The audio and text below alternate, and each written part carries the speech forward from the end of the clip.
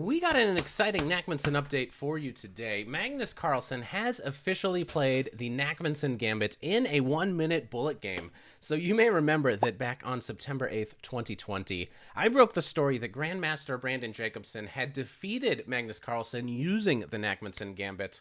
But today we're going to see what happens when Magnus has the white pieces and he plays the Nakhmanson Gambit against an opponent. This is actually not breaking news at this point. This is from a bullet game that was played about 1 month ago on LeeChess.org. So this is a 1-minute game where Magnus has the white pieces and he's going up against Andrew Tang, one of the fastest chess players and one of the strongest in bullet and very quick time controls. So this is going to be an epic match. So when I saw this, I got very, very excited. And I don't know, I guess my life has a lot of meaning now because the world champion has played the opening that I had a hand in making very popular. So I'm very grateful, really looking forward to getting into this game. So let's get right down to business. Magnus kicks it off with e4, e5, d4. So we already know we might be in for some sort of gambit, some sort of fun. Knight f3, knight c6, bishop to c4. And now comes knight f6, castles, knight takes e4, and boom! Nakhmanson is on the board, knight to c3, and we're going to see which variation Andrew Tang does decide to go for. Now, there's a lot of different options that you can play against the Nakhmanson Gambit. Of course, you can accept, which was not what was played in the game. He did decide to decline the Gambit. If you're interested in this, it gets really fun. It gets really wild and crazy. There's tons of stuff on my YouTube channel if that's what you're into.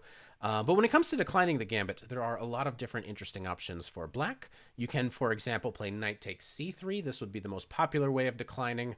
Another interesting move is knight to d6. And there's even what was played in the game, pawn to d5, which the computer marks as a little bit of an inaccuracy, which is kind of interesting to me, because in my mind, this is actually one of the most professional approaches by black. If it comes to declining the Gambit, this is black's just no-nonsense policy of, let's just give the pawn back, let's get all the pieces out, let's play a game of chess. And black still might even be thinking of trying to get some sort of small advantage out of this position. White is, of course, totally fine here as long as you know the next move. But evidently, Magnus Carlsen has not purchased my Chessable course on the Nakhmanson Gambit because he already makes a horrible, horrible blunder. What you need to know in this position is to simply take back on d5 with the bishop.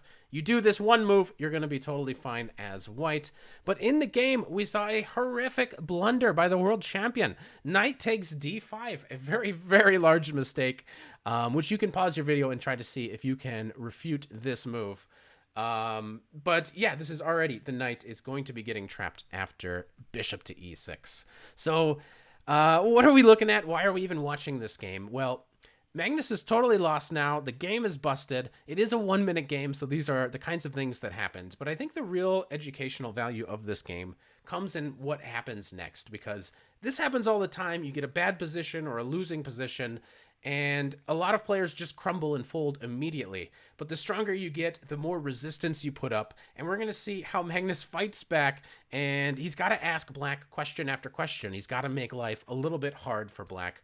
And I've left the timestamps on the board, so you can already see Magnus had 55 seconds at this point. His opponent had 56, so they've basically just been blitzing out moves to this point. And then Magnus takes his deepest think of the game. He's down to 39 seconds, but he comes up with knight to g5. And this is what you need to do when you're losing. You got to come up with some moves that really ask the opponent a lot of questions and gives them a lot of different choices, like, do you want to take the knight on d5? Do you want to take the knight on g5? And black has to make decision after decision, and if you can keep them under pressure for long enough, who knows, maybe we can turn this position around. But without spoiling anything, let's just see exactly what happens. Bishop takes d5, bishop takes d5, knight takes g5. So black has managed to win a little bit of material. White needs to stay on the attack, maintain the initiative, starts with rook to e1, knight to e6, and in this position needs to deal with the fact that the bishop is hanging while also trying to create some more threats in the position. So Magnus comes up with queen to h5, which is a very interesting move, pins the f-pawn, threatens to potentially win the knight on e6, so black has to do something about it and plays the move g6. And this is what you need to do. You kind of want to force the opponent to make some sort of weakening move, because who knows, maybe we can swing the queen over to e5 at some point, put pressure on this, put pressure on the king. But in order to do that, we're going to have to deal with the fact that both of these knights are doing such an awesome job defending the black king. So white decides to sack his way through. Rook takes e6, pawn takes, bishop takes c6, and now queen to e5. And now for the first time, black actually starts to go a little bit wrong. Black is, of course, totally winning in this position, but already we see the first real big mistake from Andrew Tang in this position. So here you might want to pause and figure out what you would do here, see if you could play a little bit better. Obviously, this is a 1-minute game, so we're not going to fault anybody too much for anything. And the move that was played doesn't throw the game away by any means, but queen to d7 is what was played in the game. Double question mark, according to the computer. It's a bit brutal, but of course, you don't have to give the rook away. The simple way of keeping the rook alive is to play rook to g8, but you may have seen this and said to yourself, yeah, but queen takes e6. Isn't this just some double attack? We're going to win the rook back. What is the big deal? But black has a very nice move in queen to e7, where if you do decide to grab the rook, unfortunately, you're going to be running into these massive back rank issues. And it gets even kind of funnier because white can grab this pawn, which now looks like we're attacking this rook, but you have the same exact issue. If the king just moves away, you never have time to grab one of these rooks because you got these issues on the back rank. And perhaps this was overlooked because black just decided, okay, let's give some of the material back. Let's play e5. Let's trap the queen in there, and maybe black will get castled. And black is still a pawn up, so everything is still very, very good for black. But now comes queen to g8. The queen is going to try to escape. Black decides to get castled, and after the queen escapes, we see her give some checks, trying to stay on the board, and at some point, black is going to try to just push through with this center. He's got these extra center pawns, and he's going to try to blast through and make progress in the center. But if white is somehow able to set up a light squared blockade and guard this e4 square, and eventually play b3 to defend against the oncoming c5, c4, not allowing black to gain any more space, and once...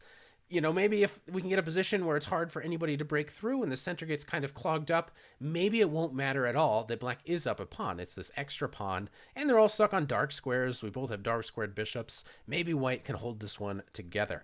Well, the game continued. Rook e8, bishop d2, bishop d6, and the final mistake from the white point of view, rook to e1, which is not capitalized on here. And the computer hates this move because it's so greedy. It's just no big deal. You blundered a pawn. Just take on a2. What's the big deal? But in the game, we saw queen to b5. And after this, it's actually no longer obvious at all that black is even winning now from this position.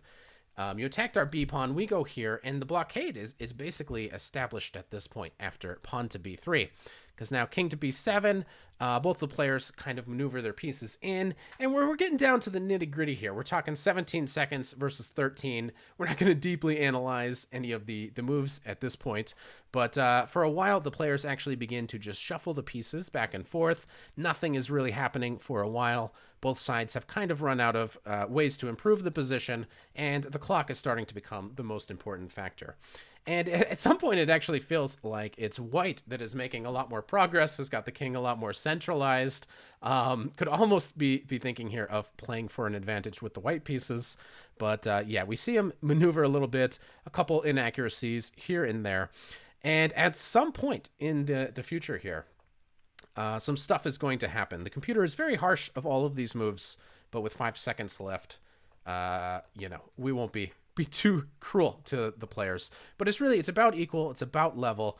There's some to and some fro. And around here, though, this is where things actually start to go wrong for black. In this position, after bishop takes e5, black is actually totally lost because this is a losing endgame. So obviously things were just happening and getting traded with no times on the clock, but we get to this position, and for the first time, it's white that is winning in this game, but it's 1 second versus 2 seconds. Is Magnus going to get it done? Is he going to be able to get there in time? Black is finally pushing through. White obviously needs to capture that pawn, but they're presumably pre-moving. Uh-oh, the pawn slips by, and Magnus flags! Oh no! The world champion goes down! Obviously, though, in this final position, if we settle ourselves down, this is actually a draw, the very final position. Obviously, there was some nonsense with the fact that there was no time. White makes a queen, black can capture this, and this should have been how the game ended. But unfortunately, Magnus is not doing well with the Nakhmanson, against the Nakhmanson. He's 0 for 2 with the Nakhmanson, 1 on both sides. But if he or any other really strong players do play a Nakhmanson, I'll be sure to cover it. So subscribe!